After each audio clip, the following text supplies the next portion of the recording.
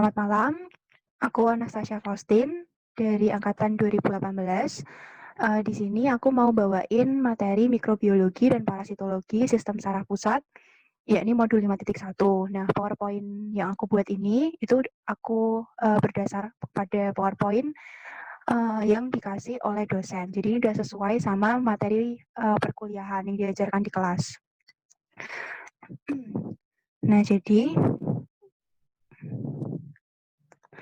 untuk mikrobiologi, itu nanti kita akan membahas meningitis. Nah, meningitisnya itu meningitisnya itu bisa disebabkan oleh bakteri, virus, maupun fungi. Nah, yang bakteri itu ada 2 jenis yang akan kita bahas, meningitis bakterial akut dan meningitis tuberkulosa. Di mana meningitis bakterial akut itu biasa disebabkan oleh Neisseria meningitidis, Streptococcus pneumoniae, dan Haemophilus influenzae. Sedangkan meningitis tuberkulosa, etiologinya adalah Mycobacterium tuberculosis. Kemudian untuk meningitis viral, itu yang akan kita bahas nanti ada 5 jenis virus, yakni yang pertama herpes simplex virus, kemudian rabies virus, kemudian Japanese bee encephalitis virus atau biasa disingkat JEV, kemudian poliovirus dan prion. Kemudian untuk yang ketiga yakni meningitis fungal atau yang disebabkan oleh jamur. Nah, ke etiologi meningitis bakterial akut yang pertama dulu yakni Neisseria meningitidis. Nah, bakteri ini itu memiliki ciri khas pada morfologinya yakni dia diplococcus dan gram negatif. Kemudian digambarkan juga bentuknya itu mirip ginjal seperti yang dapat kita lihat di gambar ini. Dia itu selalu berpasangan, kemudian bentuknya tuh bulat agak lonjong gitu ya. Jadi makanya diistilahin seperti ginjal. Nah, kemudian biasa ditemukan di dalam sel polimorfonuklear atau neutrofil. Jadi lokasinya dia itu intrasel atau di dalam sel. Kemudian karakteristik yang kedua yakni Neisseria meningitidis itu mengoksidasi karbohidrat. Jadi dia menghasilkan asam. Kemudian di sini ada 7 faktor virulensi yang dimiliki oleh Neisseria meningitidis. Pertama, dia memiliki kapsul yang berbahan polisakarida. Fungsi dari kapsul ini seperti bakteri pada umumnya yaitu untuk menghindari fagositosis oleh makrofag dan neutrofil. Jadi kapsul polisakarida ini tuh bersifat antifagositosis. Kemudian yang kedua, pada dinding selnya bakteri Neisseria meningitidis itu ada LOS atau lipooligosakarida sebagai endotoksinnya. Jadi umumnya kan kalau bakteri gram negatif itu penyusunnya LPS atau lipopolisakarida, tapi di genus Neisseria ini spesial karena dia nggak punya LPS tapi punyanya LOS. Nah, LOS ini dia itu fungsinya menstimulasi antibodi yang ada dalam tubuh manusia. Kemudian yang ketiga, Neisseria meningitidis itu punya enzim protease IgA1. Nah, sesuai namanya, protease IgA1 berarti enzim ini berfungsi untuk mendegradasi imunoglobulin A yang secara natural ada di dalam lendir manusia. Jadi kita kan punya pertahanan humoral yang terdiri dari imunoglobulin A pada lendir kita. Nah, bakteri ini tuh pintar, dia punya protease IgA1, jadi pertahanan tubuh kita itu dirusak oleh protease IgA1 ini. Kemudian yang keempat itu punya pili. Pili ini semacam rambut. Jadi fungsi dari pili ini untuk memfasilitasi penempelan Neisseria meningitidis pada epitel non-silia. Jadi kalau epitel traktus respiratorius kita kan bersilia. Nah, pili ini berfungsi untuk memfasilitasi penempelannya pada epitel-epitel yang non-silia. Kemudian juga punya sifat antifagositik. Nah, terus nomor 5, 6, 7 ini adalah 3 protein khusus yang dimiliki oleh Neisseria meningitidis. Yang pertama protein porin. Protein porin ini diekspresikan oleh gen POR-A dan POR-B, di mana fungsinya itu untuk membuat lubang pada membran sel dari bakteri ini sendiri sebagai jalan masuk nutrisi. Kemudian yang kedua, protein RMP. Protein RMP ini berfungsi untuk menstimulasi antibodi. Kemudian yang ketiga, protein OPA. Nah, protein OPA ini sangat penting dalam memfasilitasi penempelan Neisseria meningitidis pada semua jenis epitel. Kalau tadi yang pilih kan hanya pada yang epitel non-cilia, tapi kalau yang protein OPA ini kalau protein OPA itu memfasilitasi penempelan pada semua jenis epitel. Dan juga sel-sel fagositik seperti makrofag dan neutrofil. Nah, untuk patogenesisnya biasanya meningitis bakterial akut yang disebabkan oleh Neisseria meningitidis ini didahului oleh infeksi saluran pernafasan akut yang disebabkan oleh virus. Dan biasanya kondisinya itu asimptomatik. Nah, pada kondisi yang sudah terkena ISPA ini, integritas mukosa itu bisa rusak. Nah, kerusakan integritas ini itu memudahkan bakteri untuk menempel pada epitel yang non-cilia. Nah, kemudian masih asimptomatik atau masih belum menimbulkan gejala, bakteri itu berpindah ke darah. Nah, kemudian dia bisa menyebar secara hematogen ke sistem saraf pusat, kemudian menyebabkan inflamasi pada mening sehingga menimbulkan meningitis. Nah, kemudian bagaimana infeksi ini bisa menyebar dari manusia yang satu ke manusia yang lain, karena kita itu kan kalau terinfeksi, maka sekresi mukosa dalam tubuh kita itu meningkat dengan tujuan untuk membilas supaya bakteri itu istilahnya cepat keluar dari tubuh manusia. Nah, peningkatan sekresi ini meningkatkan transmisi antar manusia melalui droplet. Nah, kemudian untuk infeksi oleh Neisseria meningitidis sendiri itu resikonya tinggi pada anak di atas 2 tahun. Nah, penyakit yang dapat ditimbulkan oleh bakteri Neisseria meningitidis itu yang utama adalah community acquired meningitis. Kemudian ada meningococcemia dan bronchopneumonia. Nah, di sini aku tulis ada serogrup B, C, Y, kemudian ada serogrup Y dan W135 karena penting diketahui bahwa serogrup-serogrup inilah yang menyebabkan penyakit pada manusia. Nantinya serogrup ini dimanfaatkan untuk vaksinasi. Nah, ini manifestasi klinisnya. Ada yang pertama hemorrhagic skin rash, biasanya pada ekstensor. Kemudian ada sebuah sindrom yang bernama Waterhouse-Friderichsen. Jadi sindrom ini tuh terjadi hipoglikemia pada tubuh manusia yang terinfeksi. Nah, sindrom ini spesifik diakibatkan oleh infeksi Neisseria meningitidis.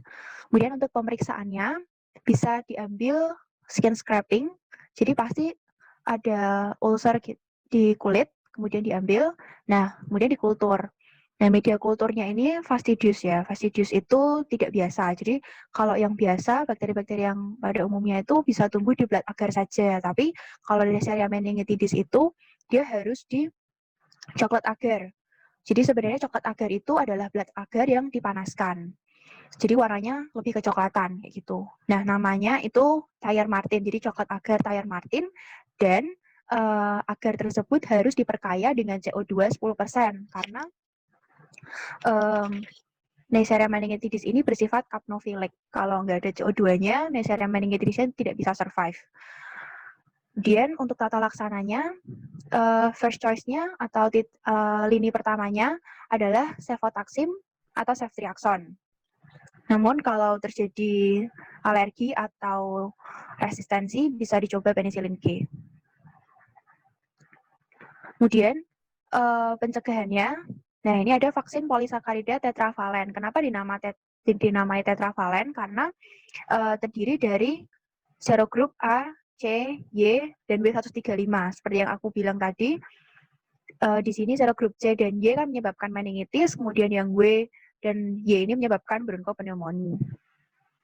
Nah, dianjurkan vaksin polisakarida tetravalen ini diberikan pada anak berusia 11 atau 12 tahun.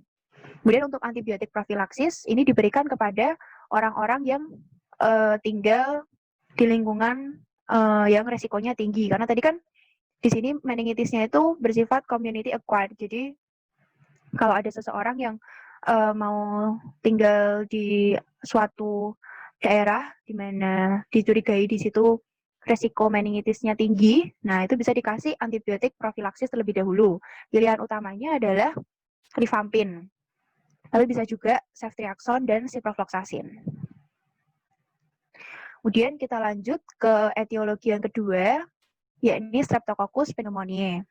Ciri khasnya adalah dia Diplococcus juga, tapi gram positif. Kalau tadi Neisseria meningitidis kan gram negatif. Faktor virulensinya, dia juga punya kapsul polisakarida yang bersifat antifagositik. Kemudian punya adesin. Adesin ini seperti pili pada Neisseria meningitidis tadi, yakni memfasilitasi penempelan Streptococcus pneumoniae pada epitel. Kemudian yang ketiga ada pneumolisin. Nah, pneumolisin ini sebenarnya merupakan enzim ya. Jadi fungsinya adalah mendegradasi hemoglobin yang ada di dalam tubuh manusia.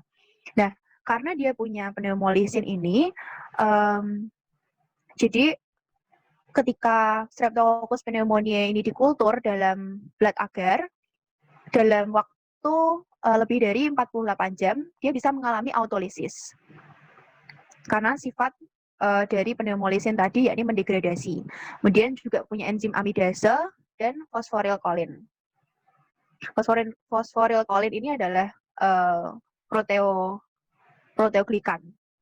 Kemudian untuk patogenesisnya sama, biasanya didahului dengan infeksi sistem pernafasan akut viral terlebih dahulu, kemudian menjadi karier asimptomatik pada nasofaring, kemudian mungkin menghirup bakterinya, kemudian bakteri ini terperangkap dalam mukus. Nah, Streptococcus pneumoniae itu juga memproduksi enzim protease IgA, dan dia juga punya pneumolisin tadi, di mana protease IgA ini mendegradasi imunoglobulin A, sedangkan pneumolisin merusak epitel silia yang ada di traktus respiratorius kita. Kemudian integritas mukosa rusak sehingga bakteri dapat berpindah ke darah dan menuju ke sistem saraf pusat sehingga bisa menimbulkan meningitis. Nah, di sini aku tulis ada faktor virulensi fosforilkolin. Fungsinya dari fosforilkolin ini adalah dia menempel pada platelet activating factor pada sel endotel. Di mana setelah terjadi penempelan ini tuh plateletnya jadi teraktivasi dan jadi menggumpal darahnya. Nah, kemudian setelah ini teraktivasi, itu bakterinya itu bisa masuk ke dalam endotel, sehingga dia tidak terfagositosis oleh makrofag. Nah, sama juga transmisi antar manusia itu melalui droplet. Nah, infeksi oleh Streptococcus pneumoniae itu resikonya tinggi pada anak usia 6 bulan sampai 2 tahun. Kalau tadi Neisseria meningitidis kan di atas 2 tahun. Kalau ini antara 6 bulan sampai 2 tahun. Untuk penyakitnya ada 2 jenis, yang invasif dan non-invasif. Yang invasif itu seperti meningitis, sepsis, septic arthritis, perikarditis, osteomyelitis, dan endokarditis. Untuk yang non-invasif itu bisa ada otitis media, sinusitis, konjungtivitis, dan rinitis.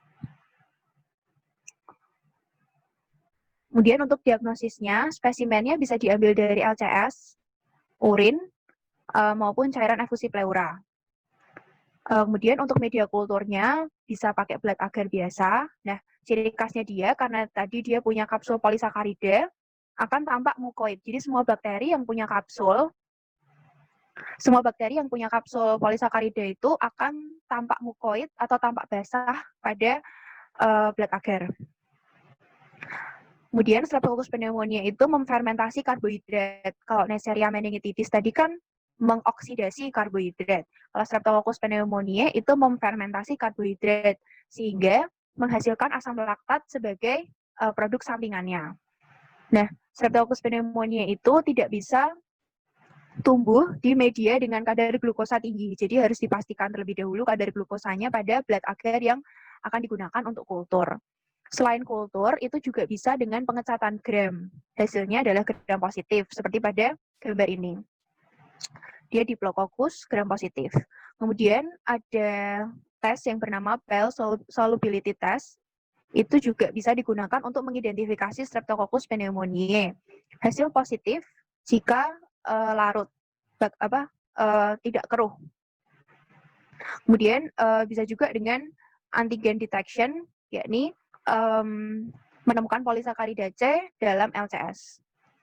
Kemudian untuk pencegahannya, itu vaksinasi dilakukan pada anak usia 2, 4, 6, dan 18 bulan, kemudian di atas atau sampai dengan 65 tahun, dan usia 2 sampai 64 tahun yang immunocompromised. Nah, ini dianjurkan itu pada usia ini karena resiko akan terinfeksi Streptococcus pneumonianya itu tinggi.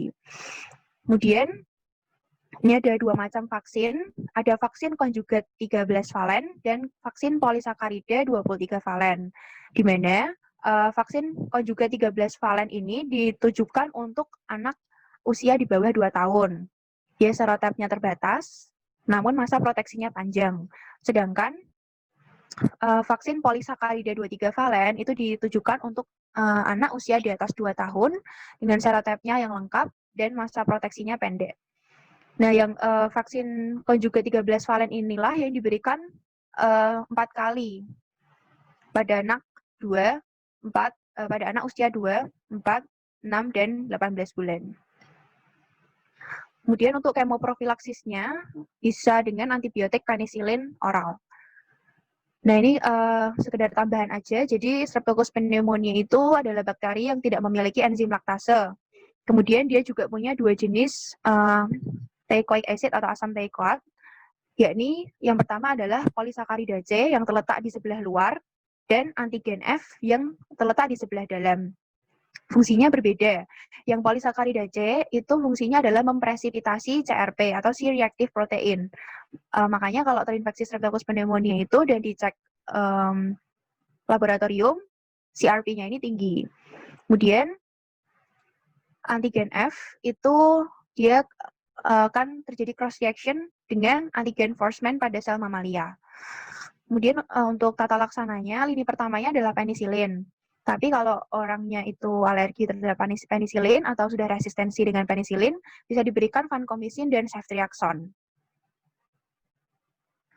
Nah, ini aku ada gambar. Tadi yang aku bilang autolisis, itu gambarnya seperti ini. Jadi ada 2 garis gitu ya.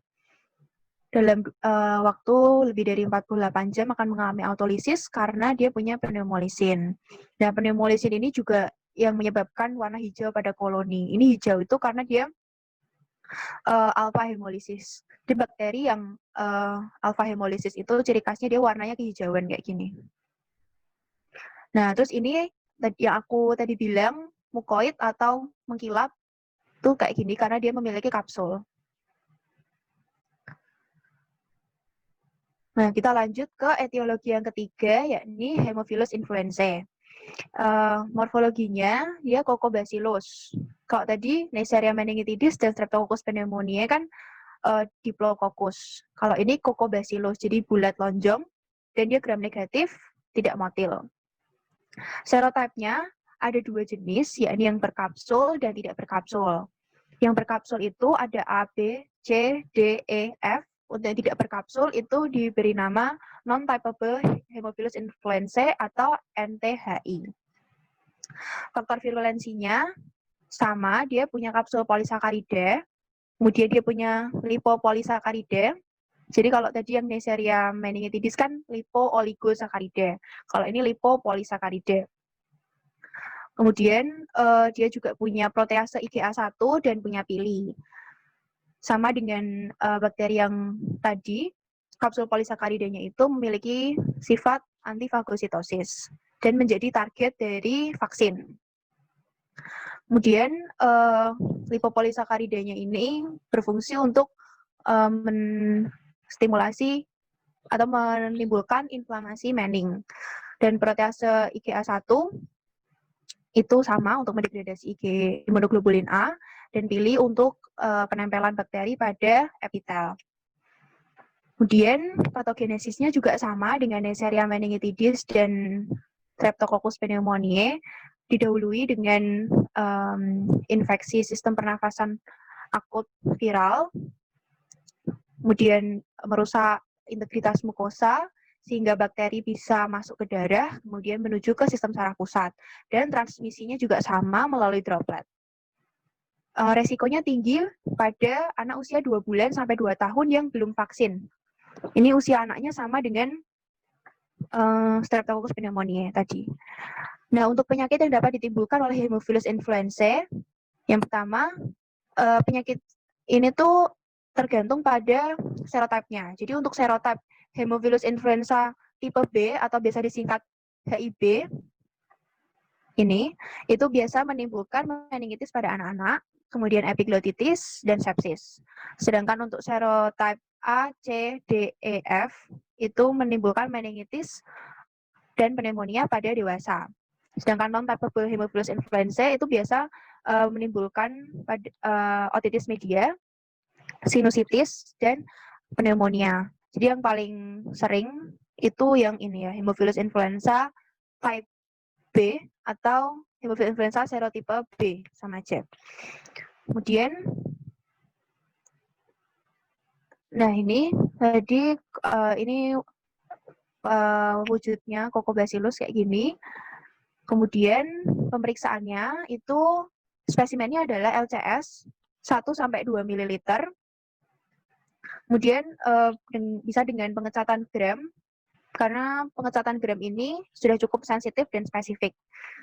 Kemudian bisa juga dikultur. Nah, kulturnya itu bisa berbagai macam media.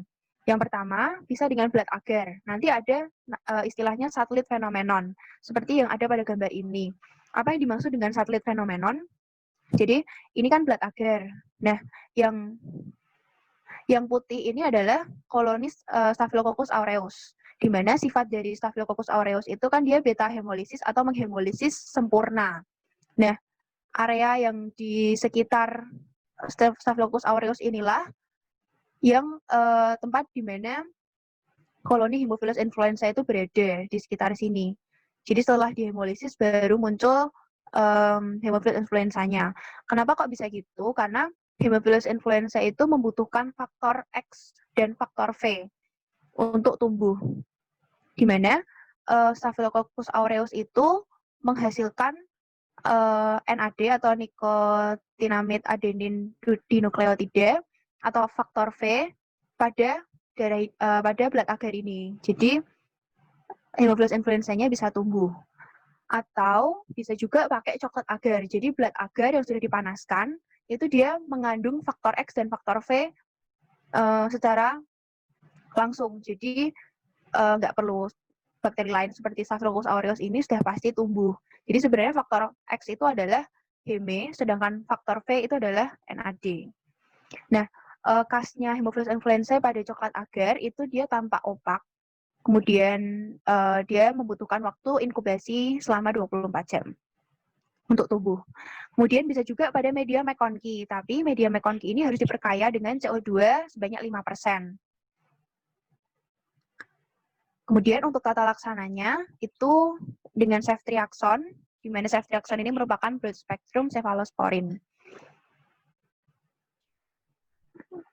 Kemudian untuk pencegahannya, nah ini wajib diberikan vaksin konjugat Haemophilus influenza tipe B 2-3 dosis sebelum usia 6 bulan. Kemudian diberi booster pada usia 12-15 bulan. Nah, kemudian ada juga vaksin non-typable Haemophilus influenzae tapi tidak protektif terhadap meningitis, jadi masih bisa kena meningitis. Cuman meskipun begitu, tadi kan non-typable Haemophilus influenzae kan bisa menyebabkan otitis media, sinusitis, dan pneumonia juga. Jadi bisa melindungi dari penyakit-penyakit ini, tapi tidak bisa melindungi dari meningitis. Kemudian untuk kemoprofilaksisnya sama seperti Streptococcus pneumoniae, yakni dengan rifampin dengan dosis 10-20 mg per kilogram berat badan selama 4 hari.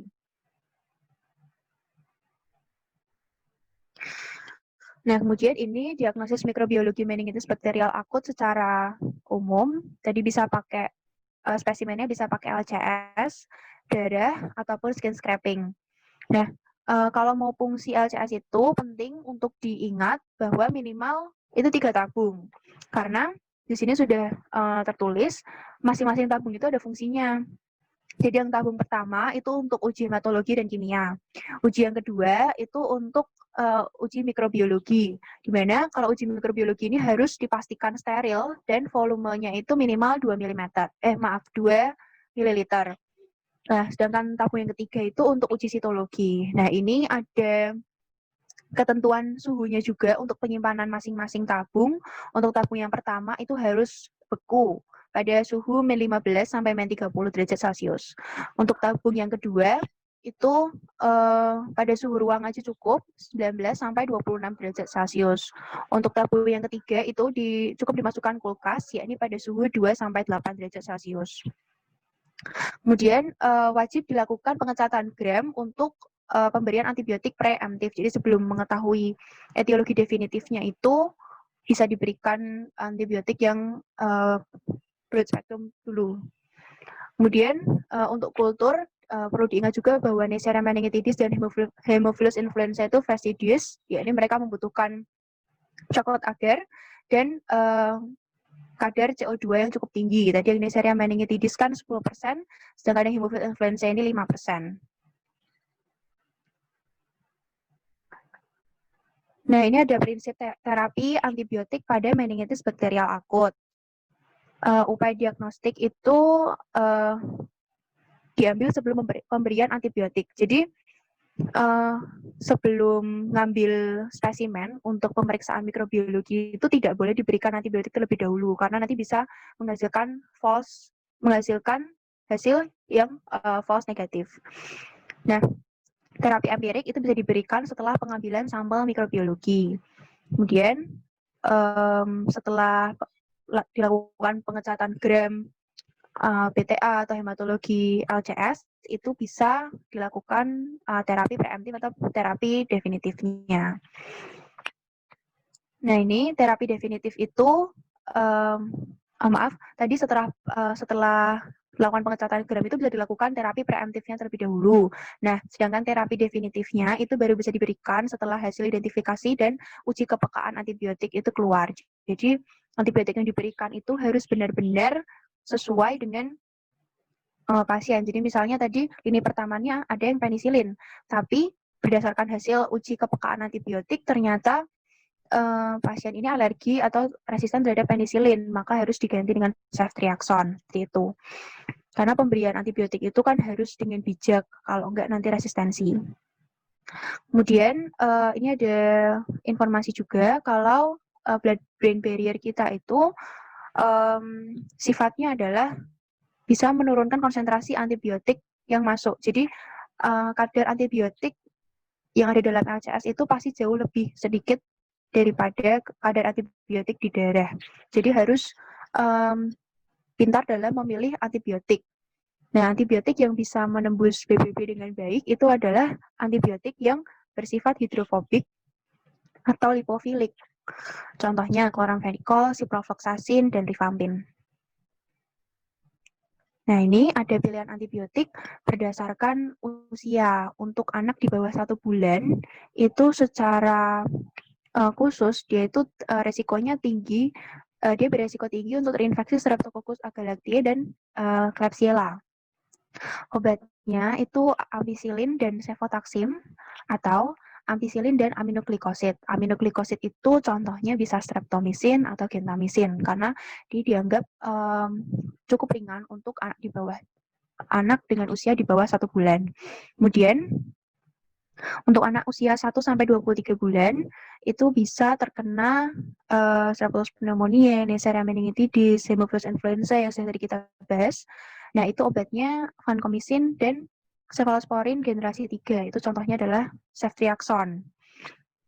Kemudian untuk usia 2 sampai 50 tahun itu umumnya etiologinya adalah Neisseria meningitidis dan Streptococcus pneumoniae. Obatnya sama, vancomycin dan cephalosporin generasi 3. Yang paling banyak dipakai adalah ceftriaxone. Kemudian untuk yang di atas 50 tahun itu juga masih sama.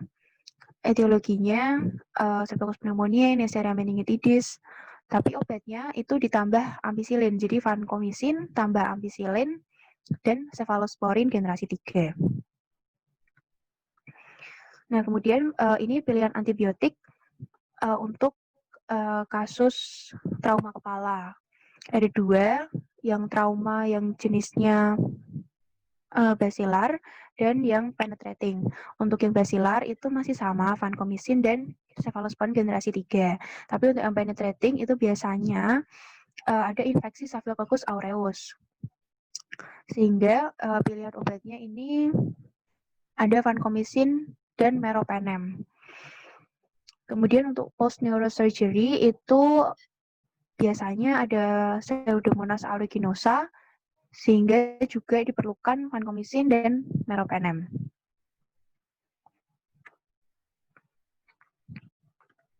Nah, kemudian ini meningitis tuberkulosa. Etiologinya adalah Mycobacterium tuberculosis. Nah, Mycobacterium tuberculosis itu beda dari semua bakteri yang sudah kita bahas dari tadi karena dia bukan bakteri Gram tapi basil tahan asam dan dia itu sangat aerobik.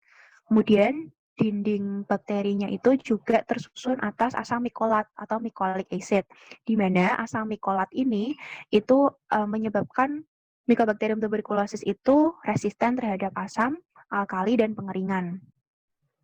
Patogenesisnya, jadi bakteri TB ini masuk ke dalam paru-paru, kemudian menimbulkan primary focus atau biasa disebut focus gone, kemudian dia masuk ke darah, menimbulkan bakteremia. Bakteremia itu adalah kondisi di mana bakteri darah diinfeksi oleh bakteri. Kemudian setelah masuk ke darah, menyebar secara hematogen ke mening. Nah, setelah sampai di mening, dapat terjadi ruptur ke subarachnoid.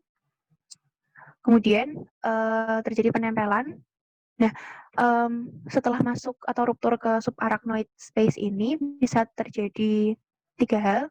Yang pertama adesi, sehingga menimbulkan hidrosefalus, atau bisa menimbulkan vaskulitis, sehingga berujung pada stroke, atau bisa menimbulkan encephalitis atau infeksi parenkim otak yang berujung pada cerebral edema dan peningkatan TIK atau tekanan intrakranial. Nah, resiko meningitis TB ini meningkat pada pasien dengan TB miliar. Nah, ini bentuk dari Mycobacterium tuberculosis. Ini BTA yang ditunjuk. Ini dengan pengecatan Zen-Nelson. Jadi, pengecatan basil tahan asam itu ada 3 macam. Zen-Nelson, quinone, dan fluorochrome. Yang Zen-Nelson ini biasa disebut dengan metode panas, karena dia harus melalui proses pemanasan. Kalau yang quinone ini metode dingin, karena tidak perlu dipanaskan. Sedangkan yang fluorochrome ini biasa dilakukan di mana nantinya itu bakal dilihat dengan menggunakan mikroskop yang dark field. Tapi jarang dilakukan ya karena agak sulit. Kemudian pemeriksaan untuk meningitis tuberkulosa ini spesimennya yakni LCS minimal 5 ml. Kemudian bisa diidentifikasi melalui pengecatan BTA yang paling sering adalah Zen-Nelson. Kemudian juga bisa dengan kultur. Nah, media kulturnya itu juga spesial. Ini ada Middlebrook dan Lowenstein-Jansen, bisa dipilih salah satu. Kemudian bisa juga dengan metode PCR atau gene expert. Nah, meningitis bakterialnya udah selesai. Sekarang kita masuk ke meningitis viral atau meningitis yang disebabkan oleh virus. Di mana virus itu bisa menyebabkan encephalitis primer dan sekunder. Pertama kita bahas yang encephalitis primer dulu. Kenapa bisa terjadi encephalitis primer? Itu jika virus langsung menyerang otak, kemudian terjadi infeksi, baik vokal maupun generalisata. Nah, dapat terjadi akibat reaktivasi dari infeksi virus yang telah inaktif atau laten dari infeksi sebelumnya. Jadi, misalnya sebelumnya ada infeksi di kulit, kemudian udah laten, tidak menimbulkan manifestasi klinis, tapi ada pemicu, kemudian dia reaktivasi, nah bisa menuju ke otak, kemudian menyebabkan encephalitis primer. Kemudian jenis encephalitis yang kedua, yakni encephalitis sekunder. Terjadinya 2-3 minggu atau sampai dengan bertahun-tahun setelah infeksi inisial. biasanya akibat sistem imun tubuh sendiri yang menyerang neuron sendiri. Nah, ini ada beberapa jenis virus penyebab encephalitis, ada herpes simplex virus tipe 1 dan 2. Kemudian ada virus herpes yang lainnya seperti Epstein-Barr virus dan varicella zoster virus.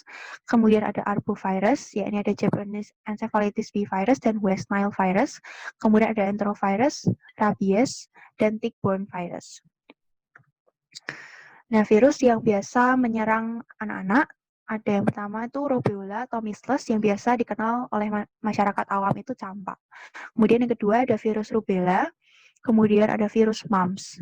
Nah, biasanya virus mumps ini menyebabkan encephalitis sekunder, namun insidensinya sudah berkurang karena sudah ada vaksinnya. Mumps ini tuh biasanya menyebabkan penyakit yang dinamakan gondongan pada masyarakat awam. Kemudian bentuk infeksi susunan saraf pusat lainnya yaitu bisa poliomielitis. Jadi selain menyebabkan encephalitis juga bisa menyebabkan poliomielitis. Nah, faktor resiko untuk meningitis viral yang pertama adalah usia. Kemudian defisiensi imunitas seluler seperti pasien HIV dan pasien-pasien yang secara rutin meminum obat steroid atau imunosupresan lainnya. Kemudian secara geografis itu ada faktor dan musim. Nah, yang pertama itu ada virus herpes, di mana dia itu dari herpes viridae, kemudian genomnya adalah double strand DNA, dan dia juga punya enzim DNA polimerase. Struktur kapsidnya adalah icosahedral, dan spesialnya herpes virus itu dia punya tegumen. Kemudian dia juga punya envelope. Tegumen itu adalah protein dan enzim virus yang ada di dalam di antara envelope dan matriks, di mana tegumen ini berguna untuk menginisiasi replikasi virus dalam sel tubuh manusia. Sifatnya adalah laten pada jaringan tertentu. Kemudian ada klasifikasi herpes virus, ada alpha, beta, dan gamma. Nah, nanti yang akan kita bahas secara terkhusus di sini adalah herpes simplex virus 1 dan 2. Nah, ini perbedaannya, kalau HSV 1 itu dia menimbulkan lesi oral atau pada mulut, sedangkan yang 2 itu pada genital. Nah, ini yang 1 itu lebih sering menimbulkan encephalitis viral. Dan transmisinya itu bisa melalui kontak langsung maupun kontak seksual dan droplet. Kalau yang HSV 2 itu hanya melalui kontak seksual saja. Nah, ini ada skematik replikasi herpes virus. Jadi intinya itu secara singkat ada 8 tahap replikasi virus herpes. Yang pertama adalah penempelan atau binding yang difasilitasi oleh proteoglikan heparan sulfat yang dimiliki oleh virus herpes. Kemudian berikutnya, yang kedua adalah penetrasi pada membran plasma dari sel tubuh manusia yang terinfeksi. Kemudian terjadi uncoating. Uncoating itu genomnya dikeluarkan, kemudian menempel pada membran dari nukleus. Kemudian terjadi transkripsi gen, di mana transkripsi ini berfungsi untuk menginisiasi replikasi DNA virus dalam nukleus. Jadi kalau transkripsi gen ini tidak terlaksana, maka replikasi virus tidak dapat berlangsung dan tidak bisa bertambah banyak. Jadi yang pertama itu ada transkripsi immediate early gene. Jadi gen yang dimiliki oleh virus herpes ini ada 3 macam, immediate early, dan late, di mana ketiga gen ini harus ditranskripsikan secara berurutan untuk bisa mereplikasi DNA. Jadi ini yang pertama, transkripsi dari immediate early menghasilkan alpha protein. Alpha protein akan menstimulasi transkripsi early gene. Kemudian hasil dari transkripsi early gene adalah beta protein. Beta protein ini akan menstimulasi transkripsi dari late gene, di mana late gene ini akan menghasilkan gamma protein dan protein-protein struktural yang nantinya menjadi penyusun kapsid dari virus. Nah, kemudian di sini juga terjadi replikasi DNA. Kemudian setelah protein strukturalnya terbentuk dan genomnya juga sudah direplikasi, kemudian terjadi penyatuan antara kapsid dan genom. Jadi pembungkus dan isinya itu bersatu di retikulum endoplasma sel. Kemudian setelah itu kan tadi dia punya envelope. Ini kan baru kapsid dan genomnya saja. Nah, kemudian setelah selesai di package di sini akan dikeluarkan, kemudian transportasinya menggunakan vesikel, dimasukkan ke badan Golgi untuk mendapatkan envelope. Kemudian akan keluar dari sel itu dengan mekanisme eksositosis. Nah, ini tadi gambarnya, ini genom, DNA-nya, kemudian ini kapsid, yang tersusun atas protein-protein struktural, kemudian ini matriksnya, ini envelope, yang biru ini, dan yang kuning tajam-tajam ini sebagai glikoprotein dari viral. Nah, ini ada perbedaan manifestasi klinis yang dapat ditimbulkan oleh infeksi herpes simplex virus 1 dan 2. Seperti pada gambar ini, yang sering adalah encephalitis. Nah, ciri khasnya adalah dia itu mengenai lobus temporal unilateral, bisa kanan saja atau kiri saja. Kemudian menimbulkan peningkatan kadar sel darah merah dalam ACS dan bisa menimbulkan seizure atau kejang. Nah, kalau di soal ujian itu biasanya ini menjadi ciri khas. Jadi kalau ada encephalitis yang hanya mengenai lobus temporal kanan atau kiri saja, kemudian ditanyakan etiologi, itu biasanya herpes simplex virus tipe 1. Nah, ini ada patogenesisnya. Jadi, herpes simplex virus itu pasti menimbulkan lesi pada kulit, pasti merusak integritas mukosa. Kemudian, setelah berhasil menembus kulit, virus ini akan menginvasi saraf lokal. Kemudian setelah menginvasi, dia akan bergerak secara ascenderen melalui saraf perifer sensorik untuk menuju ke ganglion radix dorsalis, karena memang tempatnya dia itu di ganglion radix dorsalis untuk bereplikasi. Nah, dia bisa bereplikasi atau laten di situ atau diam di situ. Nah, kalau dia laten itu masih bisa reaktivasi. Apa aja sih pemicunya reaktivasi?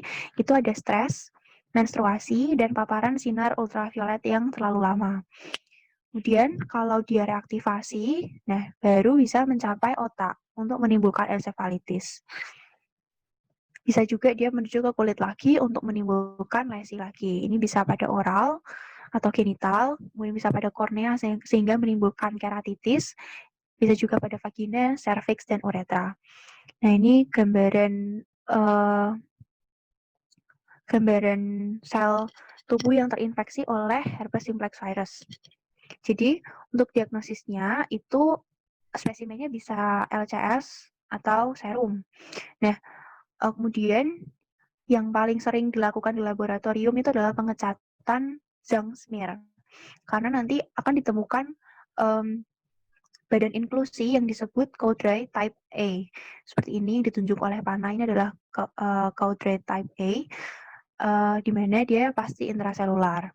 Kemudian ini bisa dilihat juga bahwa sitoplasmanya itu membengkak sehingga diberi nama ballooning cytoplasm dan kemudian membentuk syncytia. Pencegahannya bisa dengan imunisasi pasif, yakni terapi imunoglobulin maupun antibodi monoklonal. Kemudian dianjurkan persalinan perabdominal bagi ibu yang memiliki bagi ibu hamil yang memiliki lesi genital. Jadi supaya virus yang ada di genitalnya itu tidak ditransmisikan ke bayinya. Kemudian untuk profilaksisnya bisa diberikan asiklovir pada ibu dengan riwayat herpes genitalis. Nah, terapinya first choice-nya itu juga asiklovir, bisa juga diberikan valasiklovir atau imunoglobulin dan antibiotik monoklonal. Nah, kemudian ini sekedar informasi aja, asiklovir itu adalah golongan analog nukleosida, di mana begitu dia masuk ke dalam tubuh manusia yang terinfeksi oleh herpes virus, itu dia akan dimonofosforilasi oleh enzim timidin kinase dari herpes virus. Kemudian akan diubah menjadi trifosfat oleh enzim kinase sel tubuh yang terinfeksi. Nah, setelah berubah bentuk jadi trifosfat ini, nanti akan diintegrasikan pada DNA virus oleh enzim polimerase herpes virus ini. Jadi dengan diintegrasikannya bentuk trifosfat asiklovir ini, itu jadi replikasi DNA-nya itu tidak bisa berlangsung. Jadi mencegah elongasi dari genom virus. Jadi nggak bisa replikasi. Kemudian etiologi virus yang kedua yakni rabies virus. Dia itu berasal dari family Rhabdoviridae dan genomnya ini single strand RNA. Kalau tadi kan double strand DNA, kalau ini single strand RNA dan dia juga punya envelope dan bentuknya itu seperti peluru, seperti yang ada di gambar ini. Patogenesisnya, yang pertama, virus di dalam saliva hewan yang terinfeksi, biasanya anjing, itu ditularkan ke manusia melalui gigitan. Nah, kemudian akan memasuki fase inkubasi selama 5 hari, di mana fase inkubasi ini tuh terjadi replikasi virus di tempat gigitan, tapi masih asimptomatik, jadi belum menimbulkan gejala. Kemudian fase prodromal itu berlangsung selama 10 hari, di mana virus ini berpindah secara retrograde ke ganglion spinalis. Kemudian yang ketiga adalah fase neurologik, di mana virus ini sudah mulai menyebar ke organ lainnya, seperti mata, kelenjar saliva, dan bisa juga ke sistem saraf pusat sehingga menimbulkan koma, kemudian gejala klasik rabies, yakni hidrofobia dan parestesia atau kesemutan. Jadi hidrofobia di sini aku bold karena bisa menjadi keyword dalam mengerjakan soal. Jadi kalau ada pasien dengan gejala kesemutan dan hidrofobia itu kemungkinan besar mengarah ke rabies. Etiologinya rabies. Kemudian antibodi itu baru muncul setelah virus menyebar dari sistem saraf pusat ke organ lain. Kemudian untuk diagnosisnya itu dari anamnesis harus ada riwayat gigitan dan informasi epidemiologi. Kemudian spesimennya bisa biopsi jaringan, kemudian LCS dan saliva. Nah, nanti pada biopsi jaringan itu biasanya ditemukan negri badis. Ini ciri khas dari rabies virus. Kemudian metodenya bisa RT-PCR untuk mendeteksi genom dan ELISA untuk mendeteksi antibodi di LCS. Kemudian terapinya itu yang utama adalah harus membasuh luka dengan air, sabun dan povidone iodine. Kemudian bisa juga diberikan HRIG atau Human Rabies Immunoglobulin dan post exposure vaccination.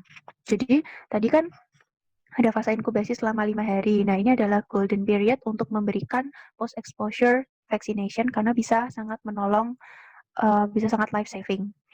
Kemudian bisa juga diberikan antiviral ribavirin, tapi ada yang berhasil dan ada yang tidak berhasil.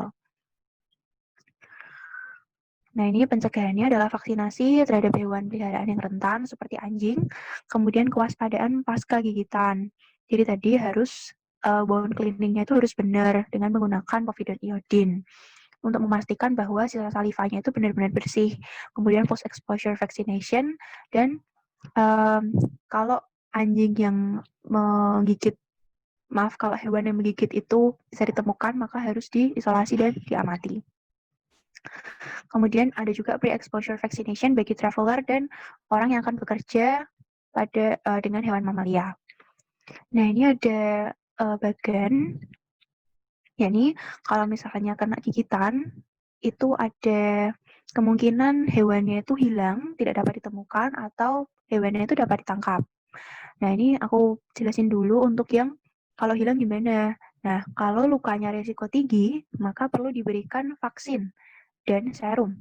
Vaksin anti rabies dan serum anti rabies. Kalau lukanya rendah, hanya cukup diberikan vaksin. Kemudian setelah itu dievaluasi. Jadi spesimen otaknya dapat diperiksa di lab. Kalau misalnya memang ada negri badi tadi, kan berarti positif. Itu vaksinnya dilanjutkan. Tapi kalau tidak ditemukan negri badi, vaksinnya dihentikan. Kalau nggak bisa diperiksa di lab, dilanjutin aja vaksinnya. Kemudian untuk jika hewannya dapat ditangkap, kemudian diobservasi selama 10-14 hari. Untuk luka tinggi itu sama diberikan vaksin dan serum.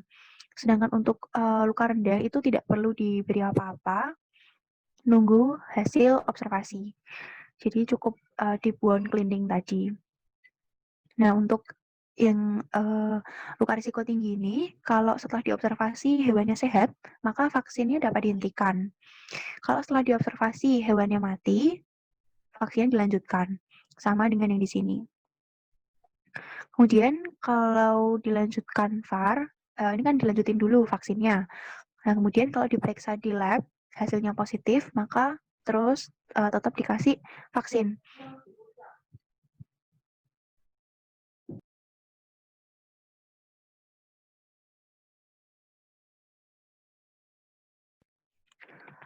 Kemudian kalau setelah diperiksa di lab, hasilnya negatif, maka vaksinnya dihentikan.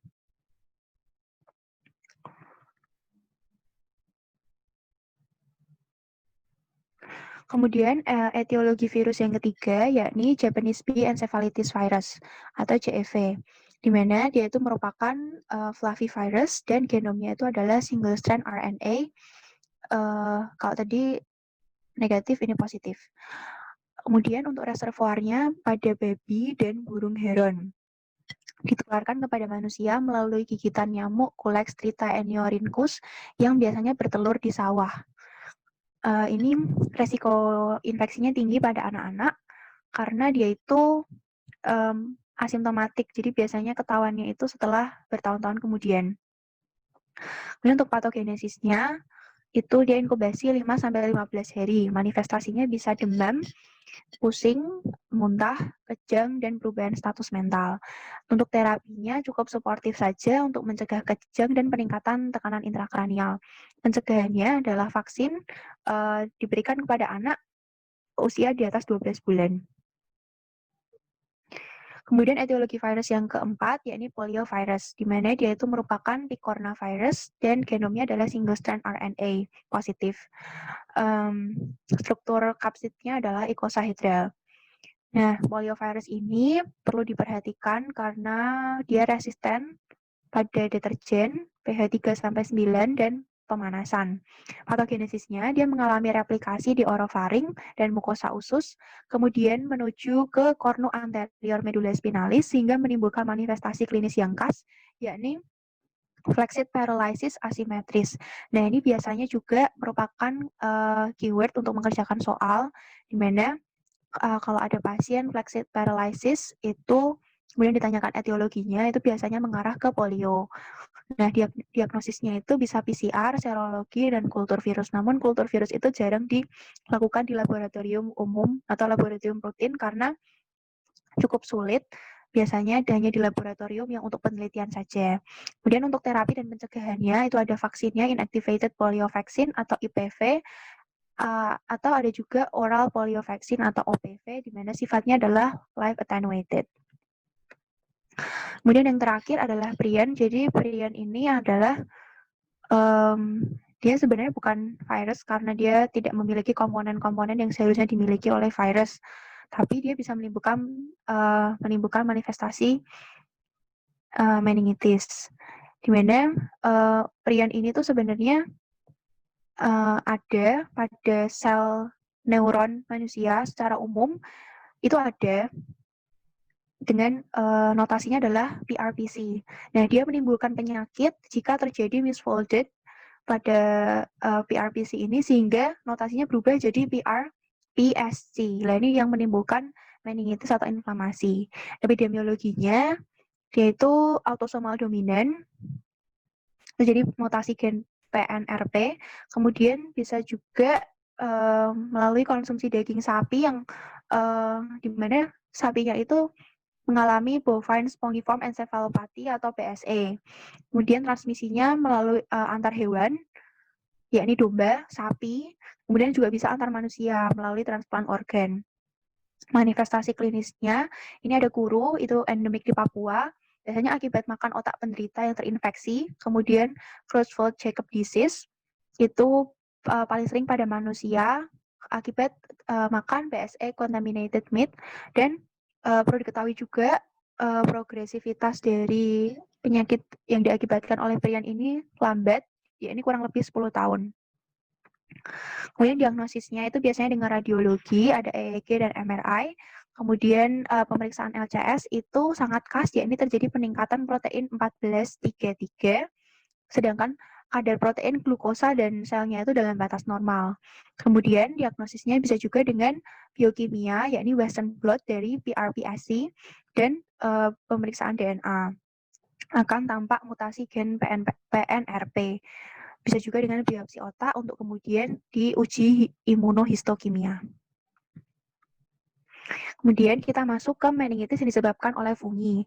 Ada 3 bentuk, yakni akut, kronik limfositik, dan granulomatosa. Di mana meningitis akut itu biasa banyak disebabkan oleh Candida. Untuk kronik limfositik itu biasa oleh Cryptococcus neoformans. Di mana Cryptococcus neoformans ini adalah jamur oportunistik. Jadi dia itu menyerangnya, menginfeksinya orang-orang imunokompromis, biasanya pada pasien HIV. Kemudian bentuk yang ketiga adalah meningitis granulomatosa, biasanya disebabkan oleh Coccidioides immitis. Nah, untuk morfologinya, Cryptococcus neoformans dan Candida itu bentuknya yeast atau yeast-like. Untuk Coccidioides immitis dan Histoplasma capsulatum itu adalah dimorfik. Jadi dimorfik itu dia ada 2 bentuk. Pada suhu ruang atau 25 derajat Celcius itu bentuknya mold, kayak gini. Sedangkan pada suhu 30 derajat Celcius atau pada dalam tubuh manusia in vivo itu dia bentuknya yeast. Sedangkan untuk Aspergillus dan Penicillium itu bentuknya mold. Nah, Cryptococcus neoformans itu terdiri dari 2 jenis, 2 varian, yakni Cryptococcus neoformans var neoformans dan Cryptococcus neoformans vargati. Di mana neoformans itu menyerangnya imunokompromis dan insidensinya sudah berkurang dengan ART atau antiretroviral therapy. Kemudian untuk Cryptococcus neoformans vargati itu menyerangnya imunokompeten dan biasa menyebabkan atau menimbulkan cryptokokoma atau massa pseudotumor. Nah, Cryptococcus neoformans itu memiliki kapsul tebal sehingga resisten terhadap antiseptik dan panas, kemudian dia juga bisa tahan di lingkungan selama lebih dari 24 jam. Berasal dari penyebaran hematogen di paru. Jadi meningitis fungal itu berasal dari di mana titik infeksi primernya itu di paru, kemudian dia menyebar hematogen ke sistem saraf pusat. Untuk pilihan terapinya, untuk Candida dan Cryptococcus neoformans itu biasanya amphotericin B dan flucytosine, atau bisa juga dengan fluconazole. Kemudian untuk yang broad spectrum antifungal bisa diberikan itraconazole, tapi penetrasi ke sistem saraf pusatnya buruk.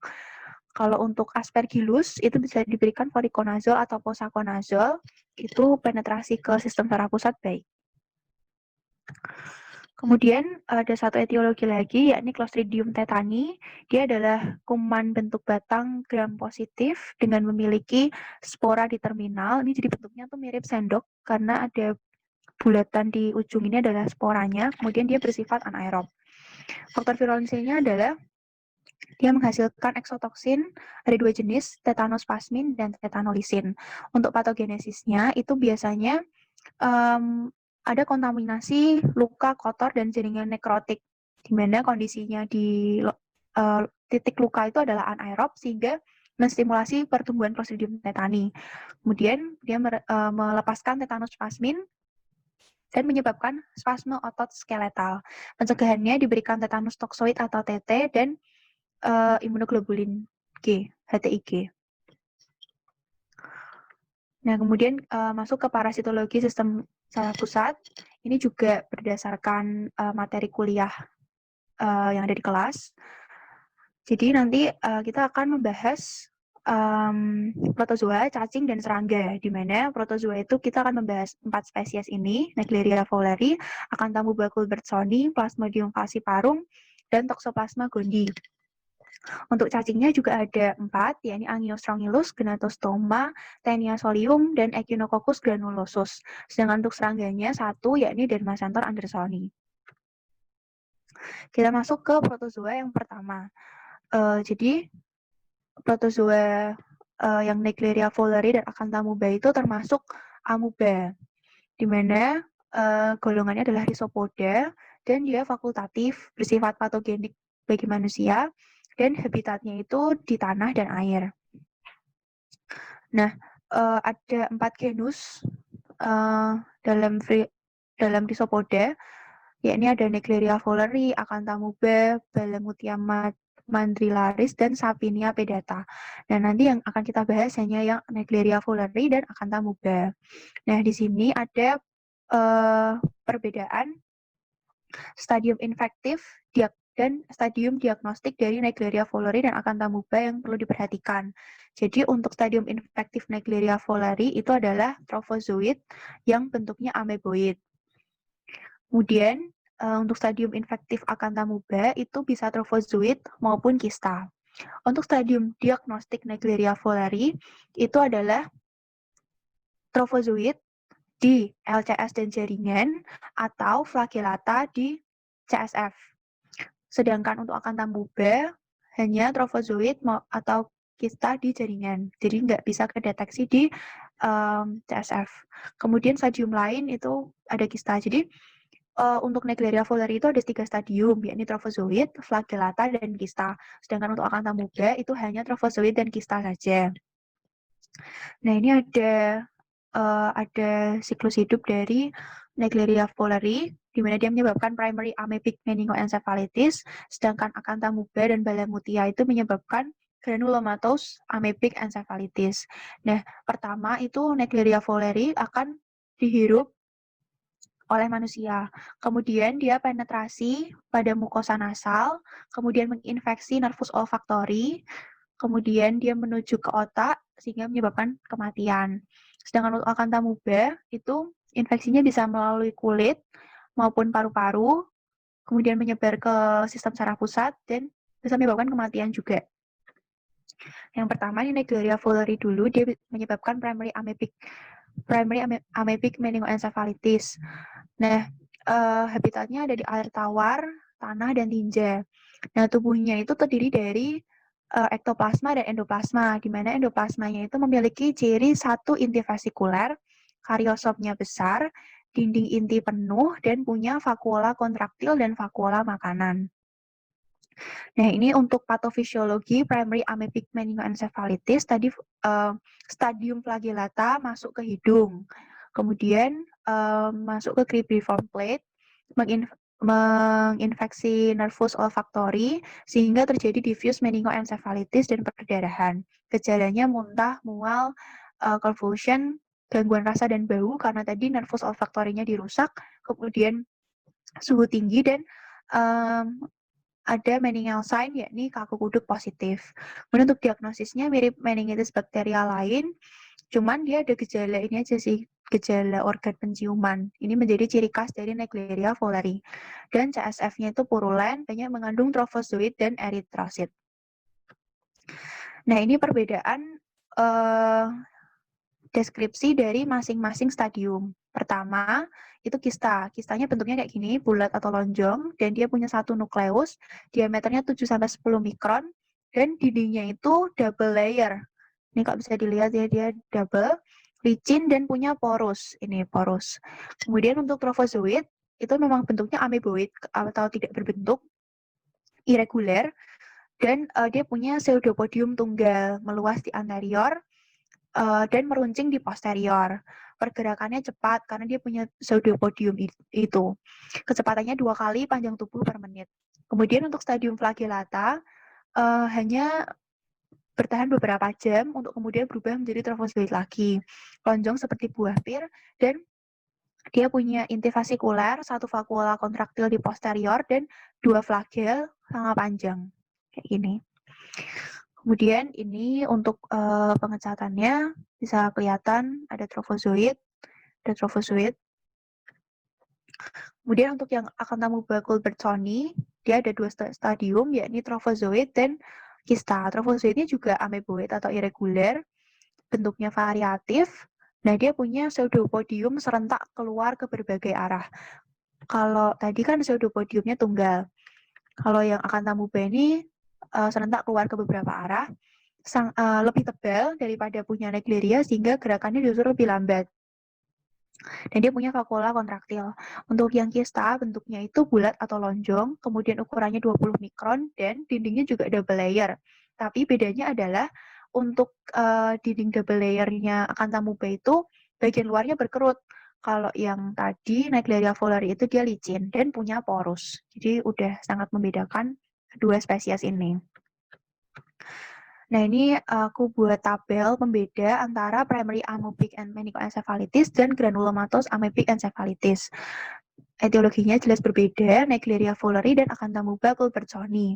Nah, sifatnya juga berbeda, ini diffuse. Kalau GAE itu vokal, menimbulkan SOL atau space occupying lesion, dan bersifat granulomatous dan invasif. Kemudian tingkat keparahannya itu akut dan fatal, bisa meninggal dalam 3-6 hari. Kalau yang GAE itu lebih ke subakut dan kronik, jadi bulan sampai beberapa bulan, beberapa tahun. Nah, anamnesis yang khas itu adalah kalau PAM itu dia berenang di kolam kotor. Jadi biasanya ini juga jadi kunci saat menjawab soal kalau ada misalnya anak habis berenang di kolam yang kotor, kemudian mengalami gejala-gejala meningoencephalitis itu biasanya mengarah etiologinya adalah Naegleria fowleri. Karena untuk GAE ini tidak ada anamnesis yang spesifik. Kemudian rute masuknya tadi kalau PAM itu lewat nasal, kemudian ke cribriform plate, kemudian masuk ke otak. Sedangkan yang granulomatous amoebic encephalitis ini tuh rute masuk untuk orang yang imunokompeten dan imunokompromis itu beda. Kalau imunokompeten itu Acantha muba culbertsoninya masuk lewat trauma kornea, sehingga dia menuju ke nervus opticus hingga bisa masuk ke otak. Kalau imunokompromis itu masuknya lewat tractus respiratorius bagian atas, kemudian menuju ke tractus respiratorius bagian bawah, kemudian translokasi ke darah sehingga bisa ke otak. Atau lewat mukosa yang rusak, kemudian masuk ke darah dan ke otak. Nah, ini resikonya tinggi untuk yang PAM itu pada anak dan dewasa muda. Kalau yang GAE itu sebenarnya resikonya tinggi pada imunokompromis saja. Untuk terapinya, untuk PAM itu amphotericin B 1 mg per kilogram berat badan intravena untuk 5 hari. Kemudian pilihan lainnya bisa penicillin, ampicillin, sulfadiazin, metronidazole, chloroquine maupun emetin. Untuk yang GAE itu untuk manusia belum ada terapinya, jadi hanya suportif saja. Kemudian untuk hewan terinfeksi itu bisa diberi sulfadiazin atau 5-fluorositosin dan pentamidin. Nah, ini Acantha muba itu bisa menimbulkan berbagai manifestasi klinis pada pasien AIDS. Ada yang secara umum, kemudian neurological, kemudian pada nasal, kutan, dan muskuloskeletal. Kemudian kita masuk ke parasit yang ketiga, protozoa yang ketiga ini Plasmodium falciparum yang menimbulkan manifestasi malaria cerebral. Definisi malaria cerebral adalah satu, yakni koma lebih dari sampai dengan 1 jam setelah seizure atau hipoglikemia. Dua, ditemukannya Plasmodium falciparum di pengecatan darah tepi. Kemudian tiga, tidak ditemukannya etiologi lain. Jadi setelah menyingkirkan semua DD, itu bisa didapatkan malaria cerebral. Patologinya adalah pertama, eritrositnya itu terinfeksi oleh parasit Plasmodium falciparum. Kemudian terjadi sekuestrasi sitoaderen atau nempel pada endotel karena ada ekspresi intracellular adhesion molekul 1 atau ICAM1 sehingga menimbulkan gangguan hemodinamik, metabolik, dan imunologik.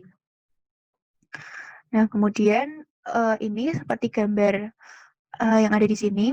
Jadi eritrosit yang terinfeksi oleh Plasmodium falciparum itu dia akan mengekspresikan protein PFEMP1. Jadi PFEMP1 itu adalah reseptor Plasmodium falciparum pada eritrosit dan endotel yang terinfeksi. Kemudian ini kalau terjadi sekuestrasi eritrosit dalam plasenta itu akibatnya fatal karena bayi bisa lahir prematur atau bayi dengan berat badan lahir rendah dan bisa mengalami ibu hamilnya bisa mengalami anemia. Nah, dengan diekspresikannya intracellular adhesion molekul 1 atau ICAM 1 pada kapiler otak tadi, itu menyebabkan obstruksi aliran darah dan produksi sitokin. Kenapa bisa menyebabkan obstruksi? Karena tadi eritrositnya itu bakal saling nempel kayak gini. Jadi darahnya itu tidak bisa mengalir dengan lancar. Kemudian ada juga antigen GP1 yang dimiliki oleh Plasmodium falciparum itu akan menstimulasi TNF-alpha, di mana peningkatan TNF-alpha ini akan semakin meningkatkan jumlah ICAM 1, sehingga nitric oxide juga meningkat dan menimbulkan manifestasi malaria cerebral. Biasanya terjadi gangguan neurologis seperti kognitif sequelae, gangguan bicara dan bahasa, epilepsi, dan gangguan perilaku. Kemudian parasit protozoa yang keempat adalah Toxoplasma gondii, menyebabkan toksoplasmosis cerebral. Sifat dari Toxoplasma gondii adalah dia obligat intraseluler dan asimptomatik pada pasien AIDS. Dan bisa mengalami rekrudensi. Rekrudensi itu adalah pecahnya kista, sehingga stadium bradyzoidnya itu kembali menjadi tachyzoid yang bersifat replikatif, sehingga meningkatkan resiko morbiditas. Transmisinya adalah dengan makan daging kurang matang atau masih rare, kemudian menelan ookista atau transmisi vertikal dari ibu ke janin. Stadium yang ditransmisikan secara vertikal itu spesifik adalah tachyzoid saja. Nah, untuk yang kronis itu Toxoplasma gondii membentuk kista non-imunogenik di otak atau otot atau miokard. Jadi kalau non-imunogenik itu tidak dideteksi oleh imunitas tubuh sebagai benda asing. Jadi ya udah diam aja di situ. Kalau akut itu menyebabkan gejala neurologi dan okuler ke mata. Patogenesis akut itu jadi kista atau ookista itu tertelan, kemudian bertahan di lambung, kemudian jadi ekskistasi atau pecahnya kista dan masuk ke epitel usus. Kemudian terjadi propagasi intraseluler sehingga menimbulkan respon imun. Nah, respon imun yang timbul ini adalah innate, yakni influx limfosit, dendritik, dan makrofag. Tapi dengan adanya limfosit, dendritik, dan makrofag ini justru menjadi tempat proliferasi untuk tachyzoid. Jadi respon imun manusia ini justru kayak memberi tempat proliferasi bagi parasitnya. Nah, fenomena ini disebut Trojan horse approach. Nah, kemudian setelah proliferasi di dalam dendritik, makrofag, dan limfosit itu terbentuk sel berisi tachyzoid di darah. Kemudian respon imun yang berikutnya adalah adaptif. Nah, ini adalah gambar, ini Toxoplasma gondii yang fase trofozoid, stadium trofozoid, kalau ini kista. Nah, trofozoid itu isinya tachyzoid. Tachyzoid ini fungsinya adalah bereplikasi. Dia replikasi, nanti kalau sudah banyak, akan membentuk kista atau dorman. Nah, ini isinya adalah bradyzoid. Ini ada ilustrasinya. Untuk trofozoid itu aktivitasnya adalah replikasi, sedangkan kista aktivitasnya adalah dorman. Nah, kemudian pembentukan bradyzoid itu biasanya pada infeksi kronis. Tachyzoid itu hanya bisa berkembang di sel yang aktif. Karena sel saraf dan otot itu tidak aktif, maka tachyzoid kemudian berubah menjadi bradyzoid. Kemudian membentuk kista, di mana dinding kista itu mengandung glikoprotein sebagai cadangan nutrisi untuk bradyzoid. Peran bradyzoid dalam tubuh manusia adalah dia menginvasi usus halus, kemudian menimbulkan resistensi imun, dorman di jaringan, dan menimbulkan transmisi. Nah, respon imunitas tubuh manusia terhadap infeksi SSP oleh Toxoplasma gondii sendiri, yakni jadi pertama waktu tachyzoid masuk ke sistem saraf pusat, kemudian menginfeksi astrosit, mikroglia, dan neuron, sehingga menimbulkan influx limfosit, itu sel T dan mikroglia teraktivasi, kemudian menstimulasi interferon gamma.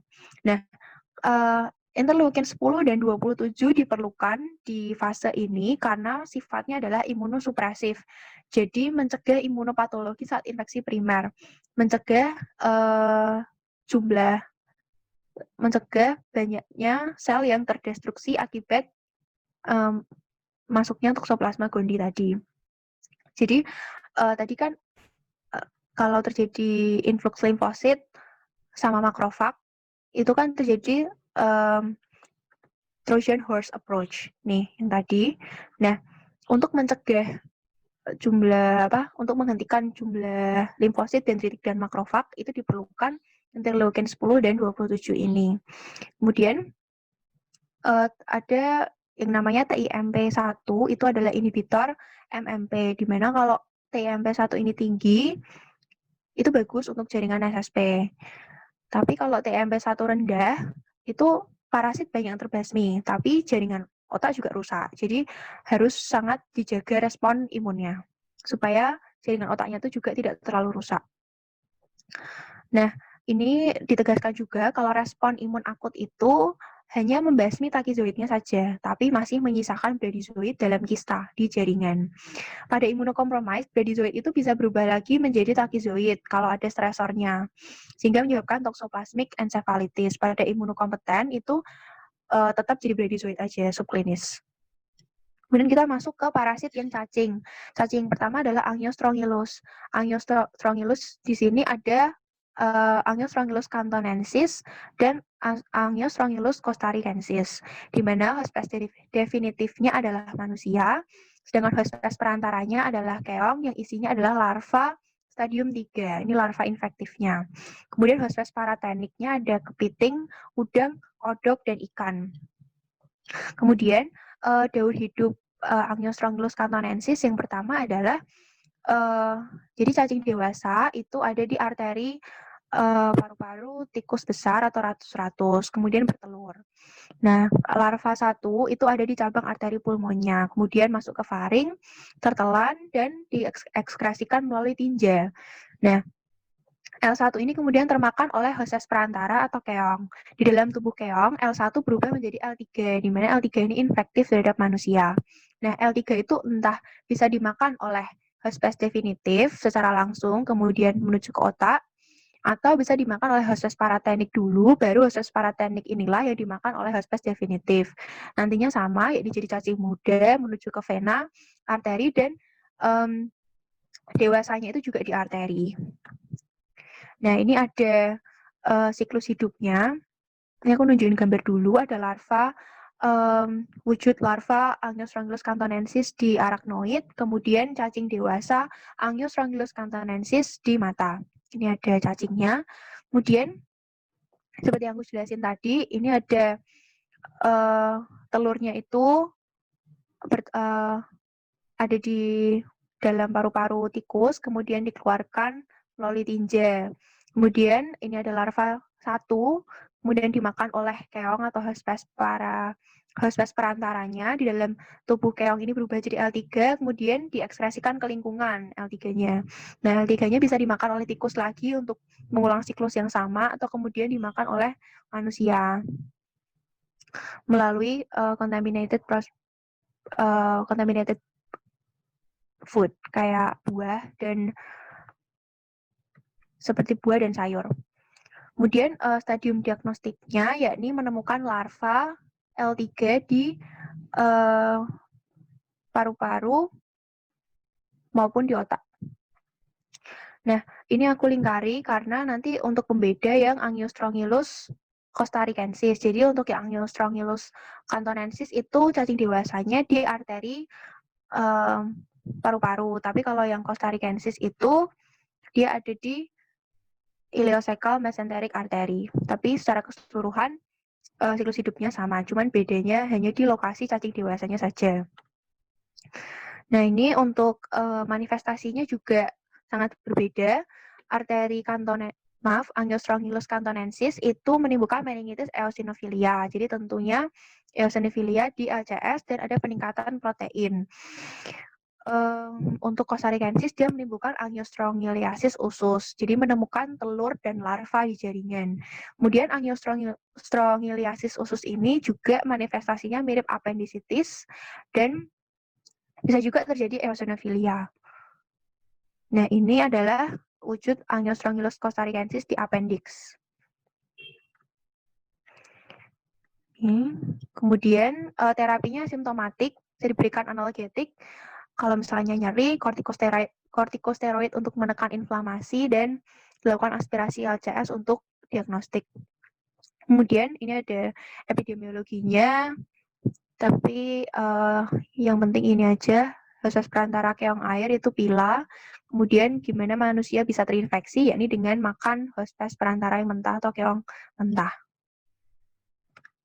Kemudian cacing yang kedua ini Gnatostoma, ada dua juga, Spinigerum dan Hispidum. Ini pembedanya adalah hospes definitifnya. Kalau Spinigerum itu hospes definitifnya adalah anjing atau kucing yang liar, sedangkan Hispidum itu babi. Nah, hospes perantara satu, jadi ini ada dua hospes perantara. Yang pertama adalah Cyclops, yang nanti isinya larva 2. Sedangkan hospes perantara 2 itu ikan, kata, ular yang isinya adalah larva stadium 3. Sedangkan hospes parateniknya adalah unggas. Kemudian manusia itu bisa berperan sebagai hospes definitif maupun sebagai dead end host. Nah ini aku tunjukin aja, ini siklus hidupnya. Jadi pertama, telurnya itu kan ada di feses, kemudian menuju ke air, telurnya itu ada di air, kemudian dimakan oleh hospes perantara 1 atau Cyclops. Di dalam tubuh Cyclops berubah menjadi L1. Kemudian dimakan oleh hospes perantara 2, di mana dia berubah jadi L3. Kemudian dimakan oleh hospes paratenik. Ini. Nah, hospes paratenik ini kemudian bisa dimakan lagi oleh hospes definitifnya atau kemudian dimakan oleh manusia. Jadi manusia itu bisa terinfeksi dari makan hospes paratenik, makan hospes perantara 2, atau minum air yang terkontaminasi Cyclops. Di mana Cyclopsnya itu juga sudah mengandung larva 1. Nah, ini manusia itu jika bentuk larva 3 atau L3 tadi itu menimbulkan visceral larva migrans pada manusia, maka siklusnya berhenti di manusia, sehingga manusia disebut dead end host. Kalau larva 3-nya itu bisa masuk lagi ke lambung manusia, kemudian melepas telur, manusia itu sebagai hospes definitif. Kemudian untuk diagnosisnya, itu ada ELISA atau immunoblood PCR untuk mendeteksi antibodi atau antigen. Kemudian untuk biopsi itu bisa menemukan L3 di jaringan. Kemudian bisa juga dengan skin test atau crude somatic extract dari Gnatostoma spinigerum.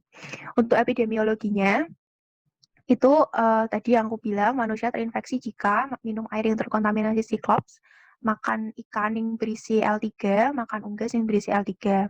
High risk-nya adalah manusia-manusia yang suka makan sushi mentah. Nah, untuk tata laksananya, itu utamanya adalah bedah untuk mengambil L3 di kulitnya. Kemudian yang kedua, itu bisa diberikan albendazole 400 mg 2 kali per hari selama 21 hari, atau ivermectin 200 mikrogram per kilogram berat badan single dose. Jadi sekali diberikan 1 kali saja sudah cukup. Kemudian untuk yang cacing yang ketiga, yakni Taenia solium, menyebabkan neurocystic sarcosis. Etiologinya adalah cacing dewasa dan larva Taenia solium. Hospes definitifnya adalah manusia, hospes perantaranya adalah babi, babi hutan, beruang yang banyak ada di Papua. Kemudian stadium infektifnya adalah telur di feses dan cacing dewasa, dan stadium diagnostiknya juga sama. Morfologi Taenia solium ini biasanya sering keluar di kalau di soal-soal itu khasnya adalah telur. Telurnya ini bulat, dindingnya itu radier, ada garis-garis ini, dan berisi oncosfet 3 pasang kait. Untuk dewasa itu proktotitnya ada 1000 sampai 3000, bentuknya kayak gini. Untuk skolexnya ada 4 batil isap, bentuknya seperti mangkuk, dan 2 baris rosteolum 25 sampai 30 kait.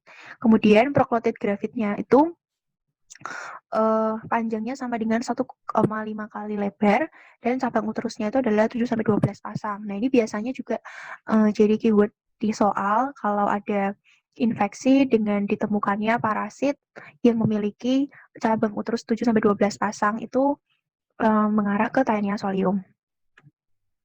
Nah, ini ada daur hidupnya. Jadi Taenia solium itu bisa menyebabkan 2 manifestasi. Yang pertama taeniasis dan cysticercosis. Taeniasis itu jika manusia memakan cysticerci, stadium cysticerci yang ada di otot daging hewan yang kurang matang. Kalau cysticercosis itu jika manusia memakan telur yang ada di daging yang terkontaminasi. Jadi ini pertama kan ada telurnya di lingkungan, kemudian termakan oleh bisa oleh babi atau sapi. Kalau Taenia solium itu termakan oleh babi. Kalau yang saginata itu oleh sapi. Nah, kemudian nanti akan ada onkosfer, berubah jadi onkosfer. Nah, onkosfer itu tumbuh menjadi cysticerci atau cysticercus di otot hewan ini. Nah, kemudian manusia makan daging hewan tersebut yang kurang matang sehingga masih ada cysticercinya ini masih aktif. Nah, kemudian menimbulkan taeniasis. Kalau misalnya makan telur, itu onkosfernya penetrasi di usus manusia sehingga menyebabkan cysticercosis di subkutan atau otak. Nah, ini biasanya ini cukup detail, jadi biasanya yang kebalik. Kalau taeniasis itu pokoknya kalau makan cysticercosis. Taeniasis itu kalau makan cysticerci, kalau cysticercosis itu akibat makan telurnya. Nah, kemudian manifestasi klinisnya itu bisa dari asimptomatik sampai berat. Kalau berat itu ada nyeri epigastrik, sembelit, dan diare. Kemudian kecuali di otak dan di mata, cysticercosis itu tertutup oleh jaringan fibrotik. Kalau sampai ke mening itu bisa menimbulkan epilepsi dan gangguan mental. Kalau ke medula spinalis itu menyebabkan hipestesi dan gangguan refleks. Kemudian untuk diagnosisnya dengan menemukan telur atau prokotid grafit di feses, dengan menemukan larva di jaringan biopsi, atau menemukan perkapuran tulang pada pemeriksaan ronsen. Untuk terapinya utama adalah praziquantel 25 mg per kilogram berat badan selama 3 hari, dan bisa juga mebendazol 300 mg 2 kali per hari selama 3 hari. Kalau dengan pengobatan medikamentosa gagal, itu dilakukan bedah. Tapi bedah ini tidak boleh dilakukan kalau kistanya sudah banyak atau multiple. Nah, indikator sembuh adalah menemukan skoleks di tinja. Pencegahannya adalah dengan masak daging sampai matang, buang air besar di jamban, dan cuci tangan pakai sabun. Kemudian untuk cacing yang terakhir, yakni Echinococcus granulosus menyebabkan hidatidosis pada SSP, atau biasa disebut echinococcosis. Nah, bentuk cacingnya seperti ini. Hospes definitifnya adalah anjing, serigala, kucing, maupun rubah. Sedangkan hospes perantaranya adalah manusia, kambing, domba, kuda, sapi, kelinci, dan babi. Stadium infektifnya adalah telur. Diagnostiknya adalah kista hidatid di otak atau limpa atau tulang manusia. Nah, kemudian untuk daur hidupnya, yang pertama itu cacing dewasa di usus hospes definitif, misalnya anjing. Kemudian menghasilkan telur di lingkungan. Kemudian onkosfer ini, kemudian telur ini kan termakan oleh hospes intermediate, hospes perantaranya. Nah, kemudian onkosfernya itu penetrasi ke dinding usus, sehingga menimbulkan kista hidatid di berbagai organ, tergantung parasitnya itu ke organ apa. Biasanya liver dan paru-paru, sehingga ini bisa menjadi diagnosis, menemukan kista hidatid pada jaringan. Nah, kan dari kista ini bisa dimakan lagi kista ini oleh hospes definitif. Kemudian protoskoleks dari kista tersebut akan tumbuh menjadi skoleks, kemudian skoleksnya nempel di usus, kemudian menjadi cacing dewasa lagi. Nah, tadi telur ini itu kan bisa termakan oleh hospes perantara atau bisa termakan oleh manusia, sehingga bisa menimbulkan kista hidatid pada berbagai organ. Manifestasi klinisnya, gejala berdasarkan organ yang terinfeksi. Gejala timbul setelah terjadi desakan pada organ. Nah, kista dari hidatid itu bisa pecah, kemudian protoskoleks masuk ke darah sehingga menimbulkan shock anafilaktik atau bahkan kematian pada manusia. Diagnosisnya adalah menemukan kista dan protoskoleks di LCS, kemudian eosinofilia, dan menemukan space occupying lesion di CT scan atau MRI otak manusia. Kemudian untuk tata laksananya pembedahan, jika lesinya masih sedikit dan operable. Tapi kalau sudah tidak memungkinkan pembedahan, bisa diberikan medikamentosa saja, albendazol atau mebendazol. Pencegahannya adalah mengobati anjing yang terinfeksi. Nah, ini adalah struktur kista hidatid yang ada pada organ.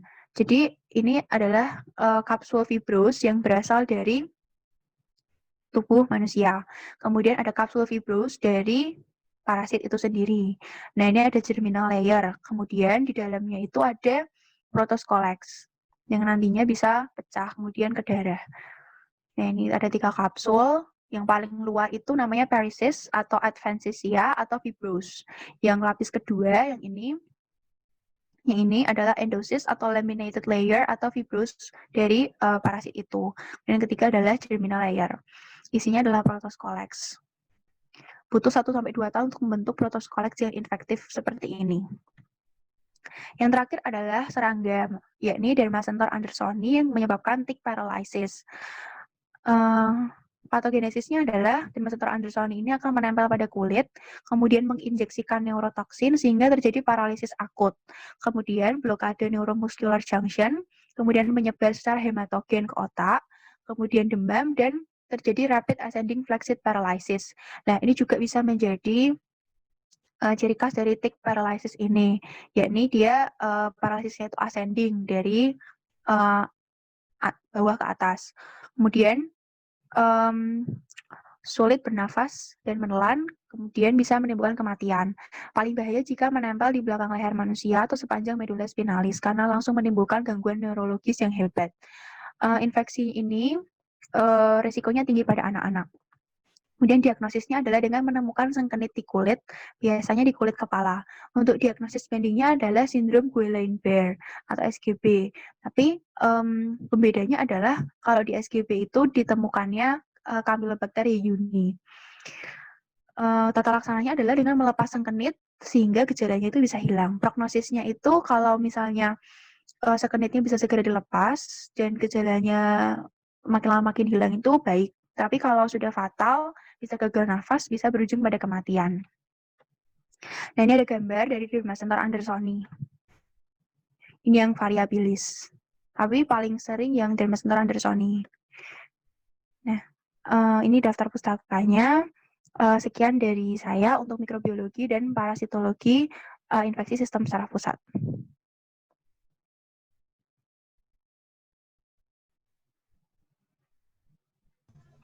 Baik, Kak.